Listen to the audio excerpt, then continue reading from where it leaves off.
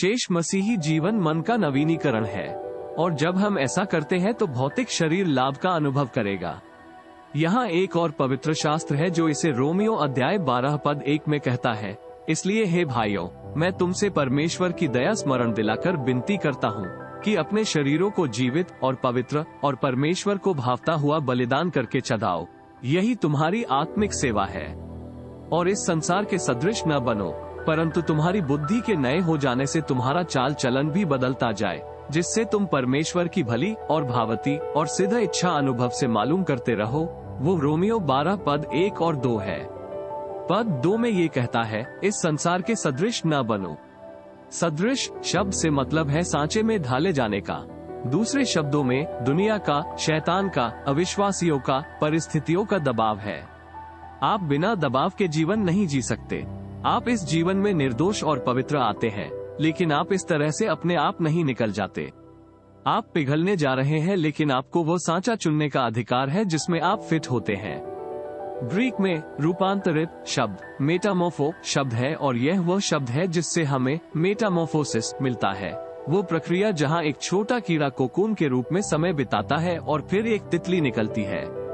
अगर आप उस तरह का परिवर्तन चाहते हैं, परिवर्तन, कायापलट, ताकि आप अपने शारीरिक और भावनात्मक क्षेत्र में कड़वा पीड़ित व्यक्ति से, बीमार व्यक्ति से, पराजित व्यक्ति से विजयी व्यक्ति में बदलना शुरू करें जो परमेश्वर चाहता है कि आप बने।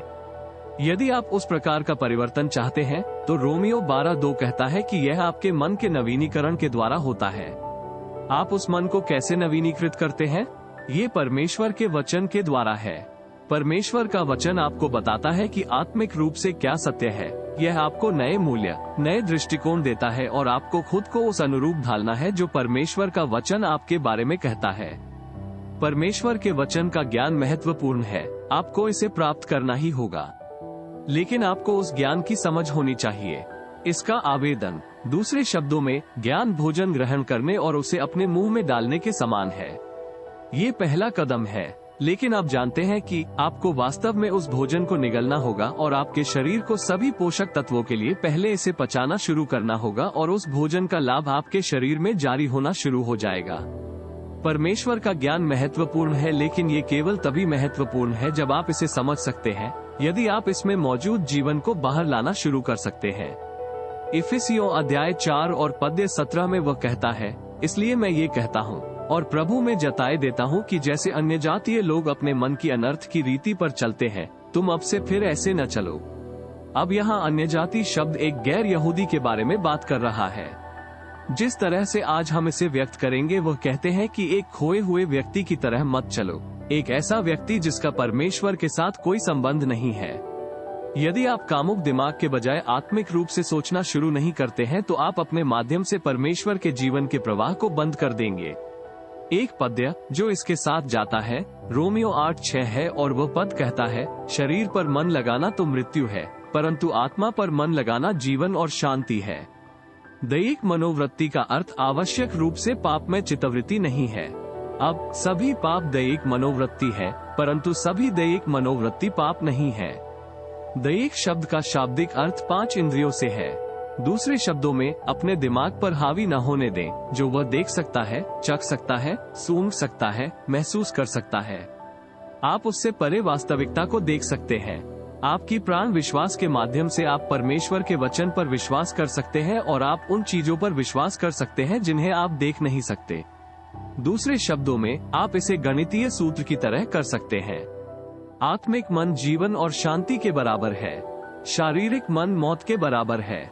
ये केवल शारीरिक मृत्यु की बात नहीं कर रहा है, बल्कि अवसाद मृत्यु है। मृत्यु कुछ भी है जो पाप का परिणाम है, चाहे वह आपके शरीर की अंतिम शारीरिक मृत्यु हो या भावनात्मक उदासी, अकेलापन, कड़वाहट, क्रोध, उन सभी चीजों की धीमी मृत्यु के बारे में बात कर रही हो। तो ये कहता है कि यदि आप अन्य जातियों की तरह चलते हैं तो आप आत्मिक चीजों के लिए अपने मन का उपयोग नहीं कर रहे हैं। आप बस प्राकृतिक रूप से हावी हैं, जो समझ का एक अंधेरा पैदा करता है, और फिर यह कहता है कि ईश्वर के जीवन से उस अज्ञानता के माध्यम से अलग किया जा रहा है जो उनके दिल के अंधेपन के कारण है। यदि आप आत्मिक सत्य के स्थान पर भौतिक प्राकृतिक वस्तुओं के अधीन हैं, तो यह आपको परमेश्वर के जीवन से दूर कर देता है, और हम में से अधिकांश के साथ यही हुआ है। हमने उस तरह नहीं सोचा जैसा परमेश्वर ने सोचा था। यहाँ फिलेमोन में एक शास्त्र है। पौलुस ने इसे अपने एक मित्र फिलेमोन को लिखा और उसने उसके लिए और पद 6 में प्रार्थना की। फिलेमोन अध्याय 1 पद 6 में उसने प्रार्थना की कि तेरा विश्वास में सहभागी होना तुम्हारी सारी भलाई की पहचान में मसीह के लिए प्रभावशाली हो। यह एक क्रांतिकारी बयान है। उनका कहना है कि आपके विश्वास की रिहाई या हस्तांतरण या संचार प्रभावी हो सकता है। प्रभावी शब्द का अर्थ है कि यह अभी काम करना शुरू करता है, उत्पादक होना शुरू करता है। और यह कैसे होता है? उसने कहा कि तुम में जो कुछ अच्छाई है वो मसीह यीशु में है।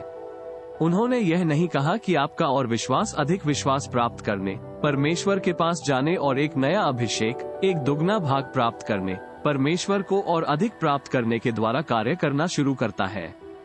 देखिए, वे अवधारणाएं हैं जो आप अक्सर सुनेंगे, लेकिन सच्चाई ये है कि यह वास्तविकता नहीं है। मन को नवीनीकृत करने की एक प्रक्रिया है। ये तात्कालिक नहीं है। ये केवल एक विचार नहीं है जो आपके जीवन को बदल देता है, बल्कि यह एक विचार इतना क्रांतिकारी है कि यह प्रक्रिया शुरू कर देगा। और वहाँ धैर्य है और आत्मा के क्षेत्र में समझ, परिपक्वता का विकास होता है। लेकिन अगर उस एक सच पर विश्वास करें, तो वह कितना मौलिक रूप से हमारे जीवन को बदल देगा। आपके पास इस पर विश्वास करने की क्षमता है। आप अपने मन को नवीनीकृत कर सकते हैं, और यदि आप अपने मन को नवीनीकृत करेंगे तो आप रूपांतरित हो सकते हैं, और जहां आप साबित करेंगे अपनी शारीरिक इंद्रियों को परमेश्वर की अच्छी, स्वीकार्य और सिद्ध इच्छा प्रकट करेंगे। यदि आप उन चीजों को गले लगाएंगे जिनके बारे में हमने बात की है, तो आप वहां पहुंच सकते हैं जहां आप इस पूर्णता को देखना शुरू कर सकते हैं जो आपकी आत्मा में उद्धार के लिए आई थी और आपकी प्राण के माध्यम से और आपके शरीर के माध्यम से बहना शुरू कर देती है।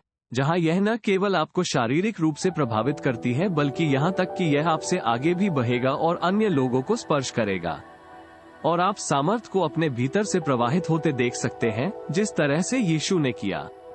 और अन्य लोगों को चंगा देखें। अब इसने मुझे एक अलग रवैया दिया है जो मुझे एक आत्मविश्वास और एक सुरक्षा और एक विश्वास देता है जो मुझे उन समस्याओं का सामना करने और उन समस्याओं को दूर करने की अनुमति देता है जिनका सामना मैं पहले नहीं कर पाया था। मुझे विश्वास है कि यही शिक्षा तुम्हारे लिए भी यही कार्य करेगी। मैं आपको प्रोत्साहित करता हूं कि हमने जो बात की है उसके महत्व को पहचानने के लिए। मैंने केवल सतह को खंगाला है। हमारे पास और शिक्षण है जो हम इस पर करने जा रहे हैं। मैं इसे इतने अलग अलग तरीकों से कहने जा रहा हूँ। और परमेश्वर की स्तुति करो। मुझे विश्वास है कि तुम इसे प्राप्त करने जा रहे हो और मैं केवल परमेश्वर की स्तुति करता हूँ। मुझे विश्वास है कि यह सच्चाई आपको उस तरीके से स्वतंत्र करेगी जैसे यह मेरे जीवन को प्रभावित करता है।